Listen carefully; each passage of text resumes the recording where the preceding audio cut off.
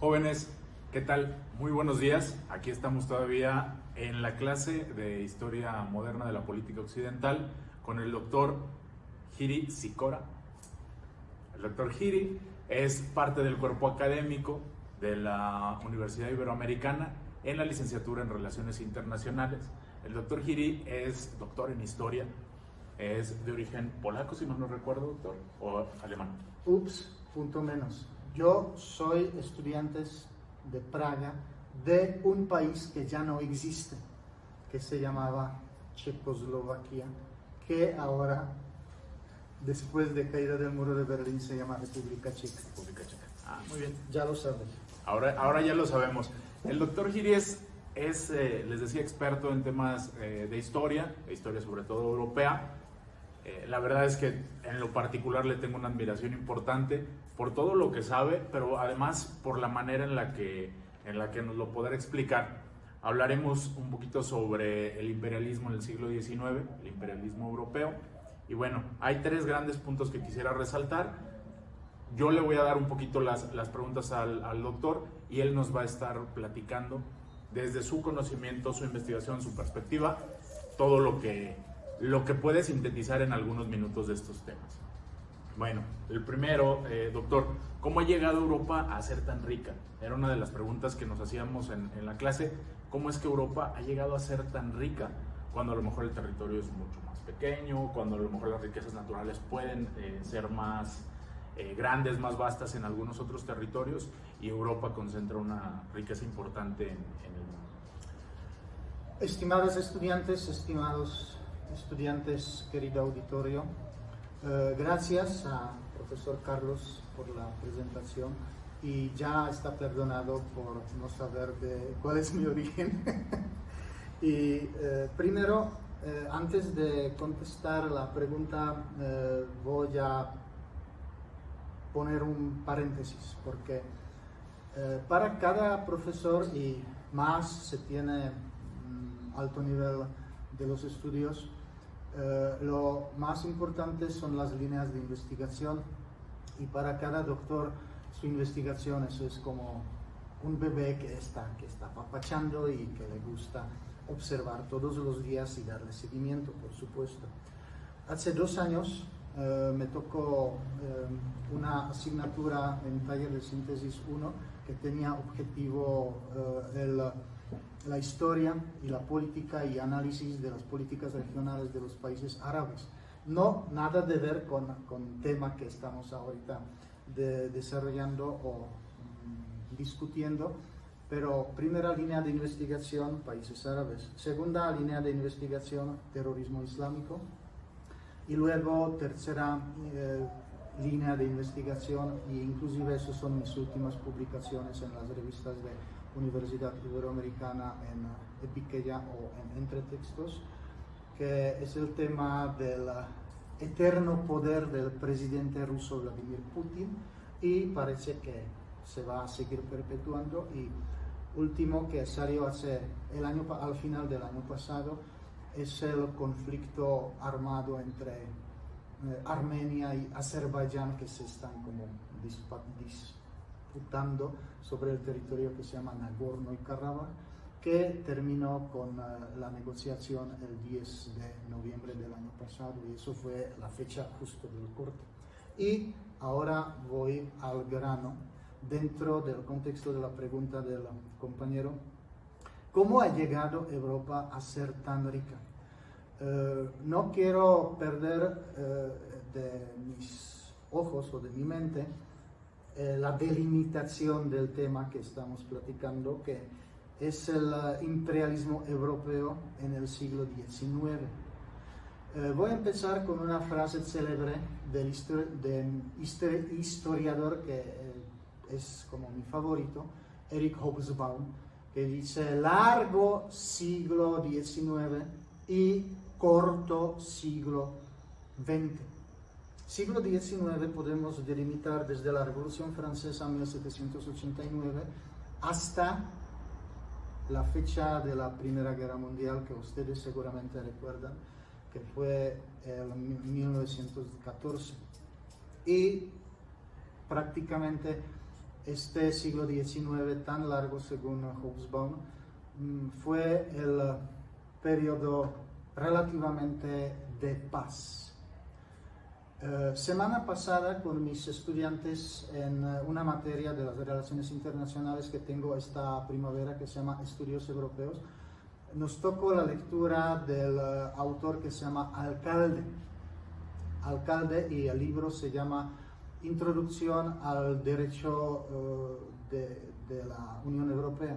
Y primer párrafo de este libro dice: en últimos 5.000 años, la humanidad estaba gozando 300 años de paz. Entonces, aquí tenemos una contradicción. La pregunta está bien formulada: ¿cómo ha llegado Europa a ser tan rica? Y luego yo les doy una pregunta de reflexión. ¿Y cómo es posible que Europa estaba tan rica en el siglo XIX? Estábamos desde Edad Media hasta 1648, que se llama Paz de Westfalia, en puros conflictos, puras guerras, y las guerras son bien costosas. Yo dije en otro contexto a los estudiantes: miren, hace un par de días, creo que justo hace 9 días, aterrizó en el Marte una sonda de NASA Perseverance y estamos explotando sistema solar muy cerquita, comparando con la inmensidad del universo, y pues son programas costosos. Pero yo dije, no, si no hubiéramos gastado en guerras, ya podríamos explorar otras galaxias y otros sistemas solares. Regresamos con el tema de la riqueza. Aquí tenemos diferentes puntos de vista que podemos ir desarrollando de manera muy delimitada. Primero, la política. Desde las guerras napoleónicas, Europa, como lo acabamos de decir, gozaba un relativo periodo de paz. Y la paz siempre es la oportunidad para explorar las tierras desconocidas, para viajar hacia los continentes donde queremos descubrir quién vive, quién es el dueño de las tierras. Y estamos hablando sobre la expansión colonial de los europeos. Yo creo que todos los imperios, todas las naciones, todos los grupos estaban siempre muy curiosos para ver qué es lo que está pasando en otros lados. Y expansión colonial es una de las causas de la riqueza de Europa. Por supuesto que estamos hablando, se me está acabando la batería, pero ya, listo. Por supuesto, el tema de la riqueza se vincula, además de política, con el tema de la economía. Cuando llegan los europeos en cualquier lugar del mundo, siempre tratan de expandir los negocios. Eso es el periodo del descubrimiento de diferentes colonias, estamos hablando de China, de Japón, de los países árabes, de África y también de este hermoso continente que es América Latina o América del Norte. Y el periodo de los descubrimientos luego crea la riqueza. Pero aquí, para terminar esta primera parte, debo mencionar también el contexto geopolítico.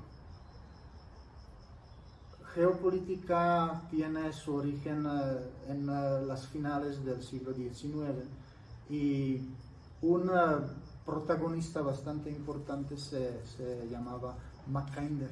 Y Mackinder hablaba sobre el poder y el dominio del mundo.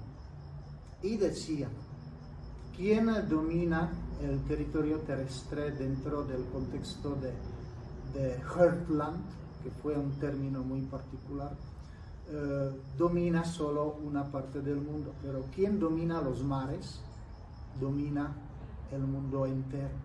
y en ese periodo dominaban los mares justo desde cuando la Gran Bretaña ganó al principio del siglo XIX, en 1803, los franceses, los británicos y su poder naval no tenían competencia en ese periodo. Y desde entonces los británicos son líderes en lo que delimita la pregunta, el imperialismo en el siglo XIX, cómo ha llegado Europa a ser tan rica. Y si tú tienes la riqueza, tienes la oportunidad de investigar en la ciencia, en la cultura, en la educación, en la salud, por supuesto, dentro del marco de la época. Muy bien, perfecto.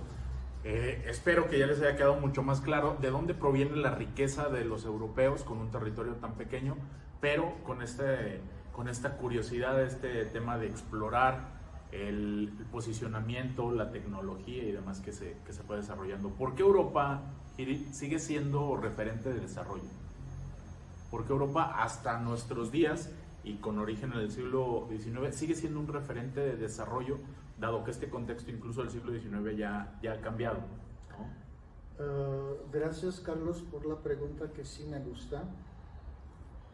Aquí debo contestar en manera objetiva en sentido de la realidad histórica, no en sentido subjetivo que yo soy europeo y luego quiero echar las porras a todo lo que estaba pasando en el siglo XIX.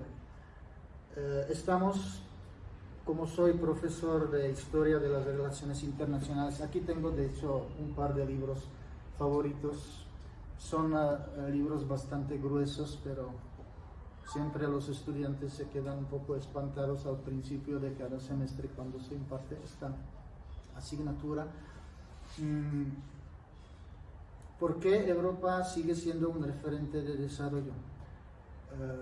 Primer punto que quiero resaltar es, por ejemplo, invento de imprenta de Gutenberg. Gutenberg cambió el mundo ¿cómo se dice? De la expresión de las ideas, porque antes los que conocen el libro de Umberto Eco, El nombre de la rosa, existe inclusive una película. Dentro de esta película ustedes pueden observar cómo los monjes estaban dedicando la vida a copiar los libros, y luego pues cuántos libros podrían copiar dentro de una vida humana, que podrían ser 50 años en ese periodo. Cuando llega Gutenberg, por supuesto que cambió el mundo de la transformación la transmisión incluso del conocimiento, ¿no? Transmisión de las se ideas, masifica, de los conocimientos en manera sustancial. Y luego Europa tenía en el siglo XVI-XVII también varias olas de pandemias que pues estamos ahora en lo mismo, como cuando llega peste negra y no hubo ningún medicamento, y luego, por supuesto, cuando llega alguna aflicción, cuando llega algún problema, luego los expertos en ambiente de salud o de transmisión de ideas, pues se ponen de acuerdo y luego siguen mejorando, siguen inventando las vacunas o las protecciones, las medicinas. Ya mencionado periodo de los descubrimientos, que también podría ser una referencia al tema del desarrollo, porque dentro de la objetividad debo mencionar que yo admiro mucho las grandes culturas de mayas, de incas, de los egipcios. Inclusive anoche, cuando me estaba preparando para esta entrevista, estaba estudiando tema de Imperio Otomano, tema de Imperio Mongol, y esas grandes potencias o imperios tenía tremendos conocimientos en arquitectura, en medicina, en saber sobre la naturaleza. Inclusive en Ciudad de México tenemos famoso calendario de los mayas, ya sabían medir con cierta precisión el tiempo, y podemos decir que todas esas civilizaciones, ¿no? Se puede decir, tenían alto grado del desarrollo y sí sabían mucho sobre la astronomía. Y algunas civilizaciones, cuando yo fui en Palenque hace muchos años, prepandémicos, luego tú preguntas si civilización maya, ¿por qué dejó de existir? Y en el mismo museo en Palenque, creo que está en donde, en Tabasco, ¿no? Palenque sí es Tabasco. Sí, Tabasco. Luego no tienen respuesta y hay hipótesis que se les acabó el año o que hubo alguna guerra, alguna enfermedad. Hay hipótesis, por supuesto. Pero el tema de desarrollo se vincula con economía. Si tú tienes recursos que provienen de los descubrimientos, o inclusive podemos usar la palabra como explotación de tus colonias, como por ejemplo los británicos y los hindúes, o los franceses y África, o los españoles y este continente de América del Sur. Luego descubres que si tienes sustento económico, luego puedes invertir en la ciencia, en ambiente de salud, en ambiente de desarrollo urbano, por ejemplo, en mejora de las ciudades y en protección o bienestar de los ciudadanos. Y todo depende también de red bastante densa de los negocios. Y allí lo dejo. Ok, y de alguna manera esto nos vincula a la siguiente pregunta, que es: las potencias, entonces, las potencias europeas, ¿son tales gracias a la explotación de otras sociedades? Es decir, no es que tengan una grandeza interna y por sí solas sean grandes potencias o sean civilizaciones más desarrolladas y por ende hasta cierto punto superiores, sino que lo son gracias a toda esta dinámica de explotación de sus colonias, de otras sociedades que a lo mejor tenían un desarrollo distinto. La respuesta es no. Mira, en el siglo XV, que es otro periodo comparando con el siglo XIX, quiero mencionar la civilización china, que en la región de Asia del Sur, ya en sus barcos que parecen como cascaritas de nueces, pues ya estaban explorando lo que estaba en su alcance. Y la civilización china, que tiene raíces, no sé, unos 4 o 5 mil antes de Cristo, pues yo no dudo que estaban grandes potencias, pero también eso fue organización política interna. Y estaba su curiosidad para explorar el mundo y también por los recursos que tenían a su disposición. En caso de Europa, yo no puedo decir que Europa es algo exclusivo, simplemente estamos hablando sobre un contexto histórico que les dio la oportunidad dentro de un tema interesante que quiero mencionar un poquito, como resaltar particularmente: código de la civilización. Los europeos, desde el Imperio Romano, y eso es la raíz, los romanos, perdón de salir del siglo XIX, pero el Imperio Romano es una maravilla.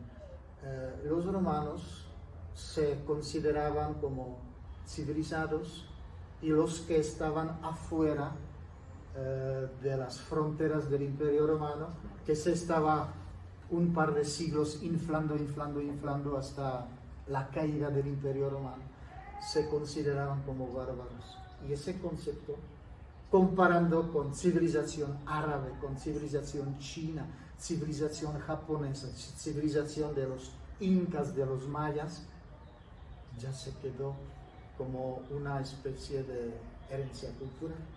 Y luego los europeos del siglo XIX o de los siglos XVI, XVII, XVIII, XIX estaban considerando territorio o la región de Europa como mundo civilizado y los demás como mundo bárbaro.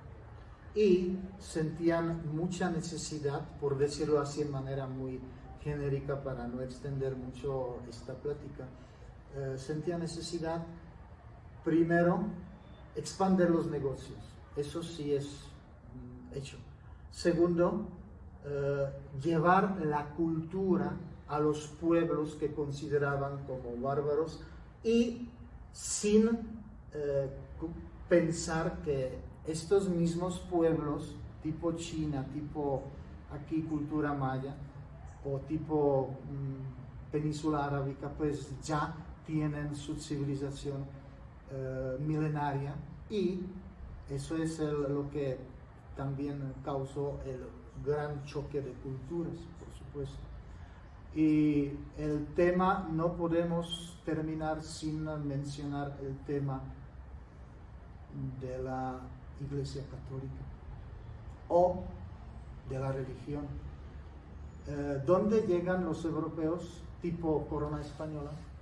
Primero llegan los militares, luego los comerciantes, y en otra ola llegan los religiosos. Y por supuesto que expander también las ideas religiosas, expander no solo la cultura, pero también la organización de la sociedad, pues luego eso se quedó, por ejemplo, en vínculo de España y México hasta la fecha, y como una cierta de cordón umbilical.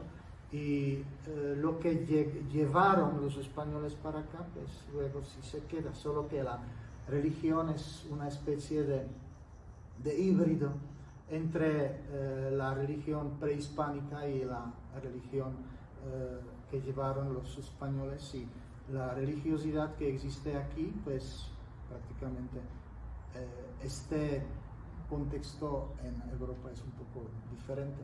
Me refiero, por ejemplo, culto a Santa Muerte, o el día 2 de noviembre, que es toda una fiesta. O sea, la fiesta de muertos. En Europa, pues nada de ver con eso. O como en Cuba la santería. Eso ¿no? es, sí, con tema que... culturas africanas y demás, Sí. con toda esa mezcla que se hizo. Sí, que yo ubico porque Andrea no me deja mentir. Andrea es nuestro apoyo logístico atrás de la cámara. Que una de mis materias optativas se llama Religión y Relaciones Internacionales, que ya tengo un libro de 400 páginas y sí me gustan esos temas, además de los temas mencionados al principio. Para concluir esta muy agradable entrevista o ponencia, no sé cómo llamarlo. Es más ponencia que entrevista. Yo estoy aquí echando porras allí. Ponencia. Luego queremos contestar la pregunta es, las potencias son tales gracias a la explotación de otras sociedades. En el contexto que menciona aquí Pereira en este libro, la respuesta es sí, porque el tema es expansión colonial de los europeos. Pero no hay que olvidar, para terminar esta rica ponencia, que tenemos el contexto contrario, que tenemos el proceso de descolonización que luego llevó a los países colonizados a la independencia, a la autonomía. Y cada proceso tiene sus pros y sus contras, y hay que ver la historia en manera objetiva. Voy a terminar con otro ejemplo. Desde 1950 se estaba hablando sobre el tema de integración europea, que es otro de mis temas favoritos. Integración europea dentro del periodo de Guerra Fría en Europa. Y a partir de 2016, cuando los británicos decidieron de salir de la Unión Europea, dentro del marco famoso Brexit, estamos hablando sobre el tema de desintegración europea. Y si Europa ahora está en crisis o no, eso es lo que vamos a ver en próximos años, pero siempre en el marco del estudio profundo y analítico de los acontecimientos históricos que acabamos de mencionar. Muchas gracias por su atención. Gracias, jóvenes. Como verán, es muy amplio y muy rico en escuchar a alguien con un conocimiento tan amplio, porque así como nos contextualiza específicamente sobre el tema del siglo XIX y nos da respuestas con base en ese contexto, también la respuesta puede cambiar y puede mudar si el contexto lo ampliamos mucho más, ¿no? Y eso lo vimos en esta última pregunta. Dependerá de la perspectiva que le estemos dando para poder responder una misma pregunta, ¿no? Muchas gracias, jóvenes. Nos vemos en la siguiente clase. Hasta luego.